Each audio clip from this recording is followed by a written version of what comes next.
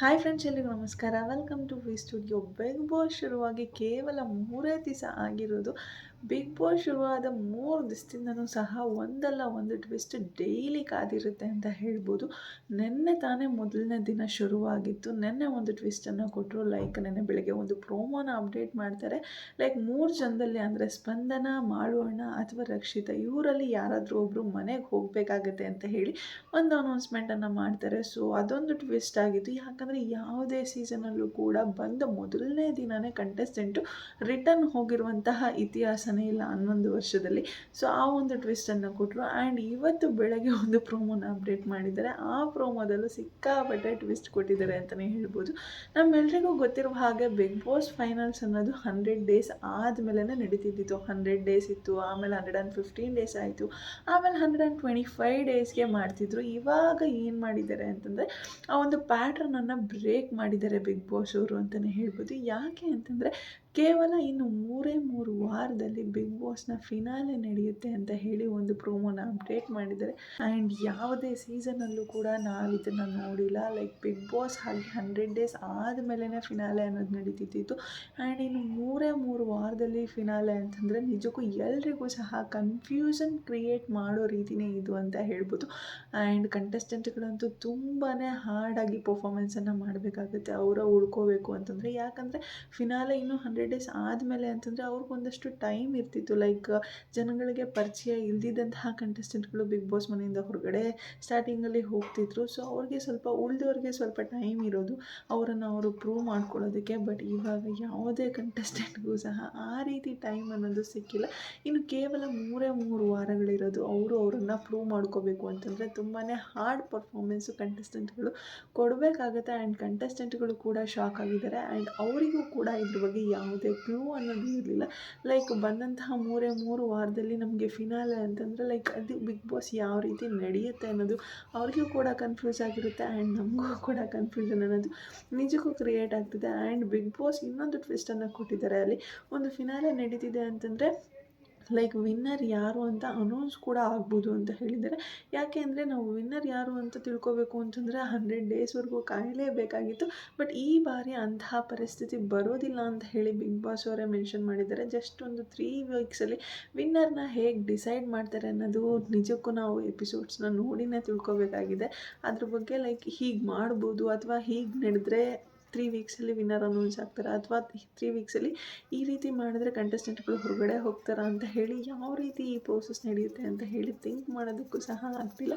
ಆ ರೀತಿ ಒಂದು ಟ್ವಿಸ್ಟನ್ನು ಇಟ್ಟಿದ್ದಾರೆ ಅಂತ ಹೇಳ್ಬೋದು. ಆ್ಯಂಡ್ ಇನ್ನು ಕಂಟೆಸ್ಟೆಂಟ್ಗಳು ಒಬ್ಬರಾದರೂ ಮನೆಯಿಂದ ಹೊರಗಡೆ ಹೋಗ್ಬೋದು, ಅಥವಾ ಜೋಡಿಯಾಗಾದರೂ ಮನೆಯಿಂದ ಹೊರಗಡೆ ಹೋಗ್ಬೋದು, ಅಥವಾ ಗುಂಪಲ್ಲಾದರೂ ಮನೆಯಿಂದ ಎವಿಕ್ಟ್ ಆಗ್ಬೋದು. ಮಿಡ್ ವೀಕ್ ಎಲಿಮಿನೇಷನ್ ಕೂಡ ಇರ್ಬೋದು ಅಂತ ಹೇಳಿ ಇದ್ರ ಬಗ್ಗೆನೂ ಕೂಡ ಕಂಟೆಸ್ಟೆಂಟ್ಗಳಲ್ಲಿ ಒಂದು ಭಯಾನ ಹುಟ್ಟಿಸಿದ್ದಾರೆ ಅಂತ ಹೇಳ್ಬೋದು. ಆ್ಯಂಡ್ ಈ ಮಿಡ್ ವೀಕ್ ಎಲಿಮಿನೇಷನ್ ಎಲ್ಲವನ್ನೂ ಸಹ ನಾವು ಒಂದಷ್ಟು ವಾರಗಳು ಅಷ್ಟು ತಿಂಗಳುಗಳಾದ ಮೇಲೆ ನೋಡ್ತಿದ್ವಿ. ಬಟ್ ಇವಾಗ ಮೊದಲನೇ ವಾರದಲ್ಲೇ ಮಿಡ್ ವೀಕ್ ಎಲಿಮಿನೇಷನ್ ಅನ್ನುವಂತಹ ಒಂದು ಬಾಂಬನ್ನು ಬಿಗ್ ಬಾಸ್ ಅವರು ಸಿಡಿಸಿದ್ದಾರೆ ಕಂಟೆಸ್ಟೆಂಟ್ಗಳ ಮಧ್ಯ. ಇನ್ನೇನು ಫಿನಾಲೆ ಹತ್ರ ಬರ್ತಿದೆ ಅಂತಂದಾಗ ಲಾಸ್ಟ್ ಒಂದು ಮಂತಲ್ಲಿ ಒಂದು ಟಾಸ್ಕೆಲ್ಲ ಎಷ್ಟು ಇಂಟೆನ್ಸ್ ಆಗಿರುತ್ತೆ, ಪರ್ಫಾಮೆನ್ಸ್ನ ಎಷ್ಟು ಇಂಟೆನ್ಸಾಗಿ ಆಡ್ತಾರೆ ಕಂಟೆಸ್ಟೆಂಟ್ಗಳು ಅನ್ನೋದನ್ನು ನಾವು ನೋಡಿದ್ದೀವಿ. ಎಷ್ಟೆಲ್ಲ ಎಫರ್ಟ್ಸ್ ಹಾಕ್ತಾರೆ ಅನ್ನೋದನ್ನು ನಾವು ನೋಡಿದ್ದೀವಿ. ಆ ಒಂದು ಎಫರ್ಟ್ಸ್ ನಾವು ಶುರುವಿನಿಂದನೇ ನೋಡಬೇಕು ಅಂತ ಹೇಳಿ ಈ ಒಂದು ಪ್ಲ್ಯಾನನ್ನು ಮಾಡಿರೋ ಹಾಗೂ ಕಾಣಿಸ್ತಿದೆ ಬಿಗ್ ಬಾಸ್ ಅವರು.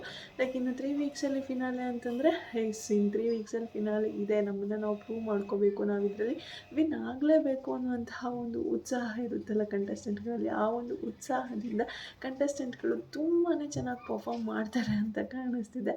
And yes, expect the unexpected things in this Bigg boss.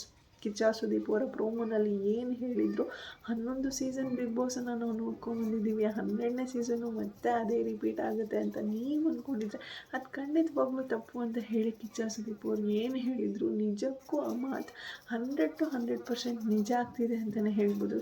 ನಾವು 11 ಸೀಸನ್ ನೋಡ್ಕೊಂಡ್ಬಂದಿರುವಂತಹ ಬಿಗ್ ಬಾಸ್ ಸೀಸನ್ನ ಪ್ಯಾಟ್ರನ್ನೇ ಬೇರೆ ಇತ್ತು. ಆ್ಯಂಡ್ ಇವಾಗ 12ನೇ ಸೀಸನ್ ಬಿಗ್ ಬಾಸ್ ನೋಡ್ತಿರುವಂತಹ ಪ್ಯಾಟ್ರನ್ನೇ ಬೇರೆ ಇದೆ. ಆ್ಯಂಡ್ ರಕ್ಷಿತಾ ಅವರು ನೆನ್ನೆ ಬಿಗ್ ಬಾಸ್ ಮನೆಯಿಂದ ಹೊರಗಡೆ ಹೋಗಲ್ಲ ಅಂತ ಹೇಳಿ ಸಾಕಷ್ಟು ಜನ ಅಂದ್ಕೊಂಡಿದ್ರು.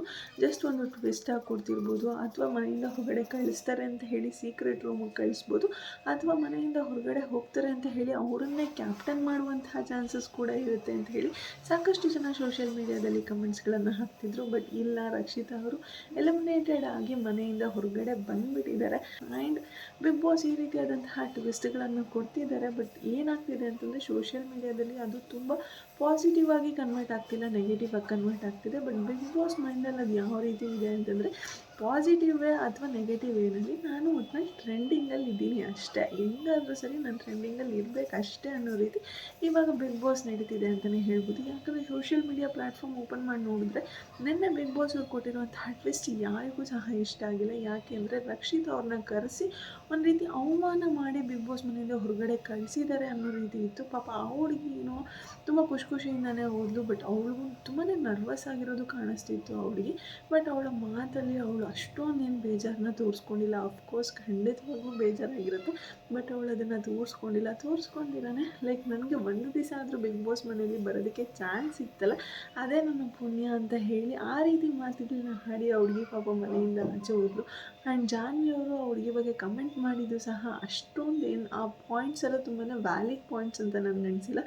ಲೈಕ್ ಅವರು ತುಂಬ ಸ್ಟ್ರಗಲ್ ಮಾಡಿರ್ತಾರೆ. ಲೈಕ್ ಮುಂಬೈಯಿಂದ ಉಡುಪಿಗೆ ಬರೋದು, ಉಡುಪಿಯಿಂದ ಮುಂಬೈಗೆ ಬರೋದು, ಅವರು ಕೂಡ ತುಂಬಾ ಸ್ಟ್ರಗಲ್ ಮಾಡಿಕೊಂಡು ವೀಡಿಯೋಸ್ ಮಾಡಿರ್ತಾರೆ. ಯಾರೋ ಒಂದು ವೀಡಿಯೋ ಮಾಡ್ತಿದ್ದಾರೆ ಅಂತಂದರೆ, ವೀಡಿಯೋ ಮಾಡಿ ಫೇಮಸ್ ಆದರು ಅಂತಂದರೆ ಅವ್ರನ್ನ ಅಷ್ಟು ಕೀಳಾಗಿ ನಾವು ನೋಡೋದಕ್ಕಾಗೋದಿಲ್ಲ. ಅವ್ರಿಗೂ ಒಂದು ಕೆಲಸ ಅನ್ನೋದಿರುತ್ತೆ, ಅದರಿಂದ ಏನೋ ಸ್ವಲ್ಪ ಅರ್ನಿಂಗ್ಸ್ ಅನ್ನೋದು ಆಗ್ತಿರುತ್ತೆ. ಅದಕ್ಕೋಸ್ಕರನೇ ಅವ್ರು ಆ ಕೆಲಸನ ಮಾಡ್ಕೊಂಡು ಹೋಗ್ತಿರ್ತಾರೆ.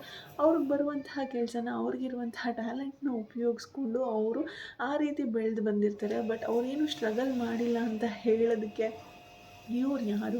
ಆ್ಯಂಡ್ ಇವ್ರು ಎಷ್ಟು ಸ್ಟ್ರಗಲ್ ಮಾಡಿದ್ದಾರೆ ಅನ್ನೋದು ಇವ್ರಿಗೆ ಗೊತ್ತಿರುತ್ತೆ. ಅವ್ರ ಲೈಫಲ್ಲಿ ಅವರೆಷ್ಟು ಸ್ಟ್ರಗಲ್ ಮಾಡಿದ್ದಾರೆ ಅನ್ನೋದು ಅವ್ರಿಗೆ ಗೊತ್ತಿರುತ್ತೆ.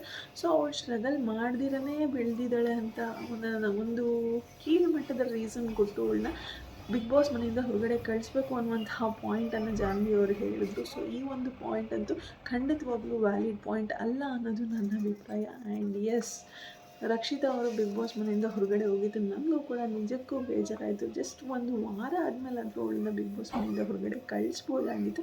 ಬಟ್ ಒಂದೇ ದಿವಸಕ್ಕೆ ಕರೆಸಿ ಈ ರೀತಿ ಒಂದೇ ದಿವಸಕ್ಕೆ ಬಿಗ್ ಬಾಸ್ ಮನೆಯಿಂದ ಹೊರಗಡೆ ಕಳಿಸೋದಿದೆಯಲ್ಲ, ನಿಜಕ್ಕೂ ತುಂಬಾ ಒಂಥರ ಹರ್ಟ್ ಆಗುವಂತಹ ಸಿಚುಯೇಷನ್ ಆ ಹುಡುಗಿಗೂ. ಆ್ಯಂಡ್ ಸೋಷಿಯಲ್ ಮೀಡಿಯಾದಲ್ಲಿ ಇದು ತುಂಬಾ ನೆಗೆಟಿವ್ ಆಗಿ ಕ್ರಿಯೇಟ್ ಆಗಿದೆ. ಬಟ್ ಈ ನೆಗೆಟಿವ್ ಆಗಿ ಕ್ರಿಯೇಟ್ ಆಗಿರೋದನ್ನ ಬಿಗ್ ಬಾಸ್ ಹೇಗೆ ತಗೋತಾರೆ ಅನ್ನೋದು ಗೊತ್ತಿಲ್ಲ. ಇಷ್ಟು ಜನ ರಕ್ಷಿತಾ ಅವ್ರಿಗೋಸ್ಕರ ವೆಯ್ಟ್ ಮಾಡ್ತಿದ್ದಾರೆ, ಇಷ್ಟು ಜನ ರಕ್ಷಿತಾ ಅವರು ಕಂಬ್ಯಾಕ್ ಮಾಡಬೇಕು ಅಂತ ಹೇಳಿ ಎಕ್ಸ್ಪೆಕ್ಟ್ ಮಾಡ್ತಿದ್ದಾರೆ ಅಂತ ಅಂದಾಗ ಅವಳನ್ನ ಮತ್ತೆ ರಿಟರ್ನ್ ಕರೆಸೋದ್ರಲ್ಲಿ ನಿಜಕ್ಕೂ ತಪ್ಪಿಲ್ಲ. ನೆಕ್ಸ್ಟ್ ಇನ್ನೊಂದಷ್ಟು ದಿವಸ ಆದಮೇಲೆ ವೈಟ್ ಕಾರ್ಡ್ ಎಂಟ್ರಿ ಆಗೋದು, ಇದೆಲ್ಲವೂ ಕೂಡ ಖಂಡಿತವಾಗ್ಲೂ ಇದ್ದೇ ಇರುತ್ತೆ. ಬಟ್ ರಕ್ಷಿತಾ ಅವ್ರನ್ನ ಅಟ್ಲೀಸ್ಟ್ ಒಂದು 4-5 ಡೇಸ್ ಆದರೂ ಇಟ್ಕೊಂಡು ವೀಕೆಂಡ್ ಎಪಿಸೋಡಲ್ಲಿ ಕಳಿಸ್ಬೋದಾಗಿತ್ತು. ಆ್ಯಂಡ್ ಎಸ್, ವೀಕೆಂಡ್ ಎಪಿಸೋಡಲ್ಲಿ ಮತ್ತೆ ಅವರನ್ನು ಕಳಿಸಿದ್ದಾರೆ ಅಂತಂದರೆ ಅದು ಮತ್ತೆ ಅದೇ ರೀತಿ ಆಗುತ್ತೆ, ಹಳೆ ಪ್ಯಾಟ್ರನ್ನೇ ಫಾಲೋ ಮಾಡಿದ್ರೆ ಆಗುತ್ತೆ. ಬಟ್ ನ್ಯೂ ಪ್ಯಾಟ್ರನ್ ಏನೋ ಮಾಡಿದ್ದಾರೆ ಅಂತಂದರೆ ಬೇರೆ ಇನ್ನೇನಾದರೂ ಮಾಡ್ಬೋದಾಗಿತ್ತು ರಕ್ಷಿತಾ ಅವ್ರನ್ನ. ಜಸ್ಟ್ ಒಂದು ದಿವಸ ಇಟ್ಕೊಂಡು ಕರ್ಕೊಂಬಂದು ಮತ್ತು ಒಂದೇ ದಿವಸಕ್ಕೆ ಕಳಿಸೋದು ಅಂತ ಇದೆಯಲ್ಲ. ಬಟ್ ಒಂದಷ್ಟು ಜನಕ್ಕೆ ನಿಜಕ್ಕೂ ತುಂಬಾ ನೆಗೆಟಿವ್ ಆಗಿ ಕನ್ವರ್ಟ್ ಆಗಿದೆ, ನೆಗೆಟಿವ್ ಆಗಿ ಥಿಂಕ್ ಮಾಡೋದಕ್ಕೆ ಶುರು ಮಾಡಿದ್ದಾರೆ. ಈ ರೀತಿ ಆಗಾಗಿದ್ದರೆ ಏನಕ್ಕೆ ಕರೆಸ್ಬೇಕಾಗಿತ್ತು ಆ ಹುಡುಗಿನ ಅಂತ ಹೇಳಿ. ಪಾಪ ಆ ಹುಡುಗಿ ಮುಗ್ಧತೆ, ಆ ಹುಡುಗಿ ಏನು ಕೇಳಲ್ಲ ಅಂತ ಹೇಳಿನೇ ಈ ರೀತಿ ಮಾಡಿದ್ದಾರೆ. ಸೊ ಅಂತೆಲ್ಲ ಹೇಳಿ ಸೋಷಿಯಲ್ ಮೀಡ್ಯಾದಲ್ಲಿ ನೆಗೆಟಿವ್ ಆಗಿ ಕ್ರಿಯೇಟ್ ಆಗಿದೆ. ಬಟ್ ಬಿಗ್ ಬಾಸ್ ಅವರು ಇದ್ರ ಬಗ್ಗೆ ಎಷ್ಟರ ಮಟ್ಟಕ್ಕೆ ತಲೆ ಕೆಡಿಸ್ಕೋತಾರೆ ಅನ್ನೋದು ಖಂಡಿತವಾಗೂ ಗೊತ್ತಿಲ್ಲ. ಪಾಸಿಟಿವ್ ವೇ ಅಥವಾ ನೆಗೆಟಿವ್ ವೇ, ನಾನು ಆವಾಗಲೇ ಹೇಳಿದ್ನಲ್ಲ ಹಾಗೆ ಪಾಸಿಟಿವ್ ವೇನಲ್ಲಾದರೂ ಸರಿ, ನೆಗೆಟಿವ್ ವೇನಲ್ಲಾದರೂ ಸರಿ, ನಾವು ಟ್ರೆಂಡಿಂಗಲ್ಲಿ ಇರ್ತೀವಿ ಅಷ್ಟೇ ಅನ್ನೋ ರೀತಿ ಬಿಗ್ ಬಾಸ್ ಅವರು ಈ ಬಾರಿ ಬಿಗ್ ಬಾಸ್ ಸೀಸನ್ನ ನಡೆಸ್ಕೊಂಡು ಹೋಗ್ತಿದ್ದಾರೆ.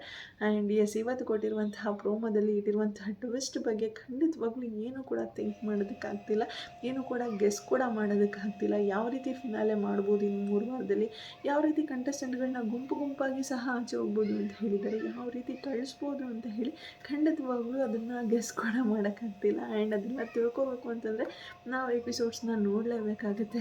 ಆ್ಯಂಡ್ ಎಸ್, ಈ ಒಂದು ಎಪಿಸೋಡ್ಸ್ಗಳ ಬಗ್ಗೆ ಕಂಪ್ಲೀಟೆಡ್ ಮಾಹಿತಿಯನ್ನು ನಾನು ಪ್ರತಿದಿನ ಬಿಗ್ ಬಾಸ್ ಬಗ್ಗೆ ಅಪ್ಡೇಟ್ಸನ್ನು ಕೊಡ್ತಾ ಇರ್ತೀನಿ ಈ ಒಂದು ಚಾನಲಲ್ಲಿ. ಯಾರಿಗೆಲ್ಲ ಈ ವಿಡಿಯೋ ಇಷ್ಟ ಆಗಿದೆ ಪ್ಲೀಸ್ ಲೈಕ್ ಮಾಡಿ, ಶೇರ್ ಮಾಡಿ, ಕಮೆಂಟ್ ಮಾಡಿ. ಹಾಗೆ ಯಾರೆಲ್ಲ ಇನ್ನೂ ನನ್ನ ಚಾನಲ್ನ ಸಬ್ಸ್ಕ್ರೈಬ್ ಮಾಡ್ತಿರೋ ವಿಡಿಯೋನ ನೋಡ್ತಿದ್ರು ಪ್ಲೀಸ್ ಬೇಗ ಸಬ್ಸ್ಕ್ರೈಬ್ ಮಾಡ್ಕೊಳ್ಳಿ. Thank you so much. Love you all. Take care. Bye bye.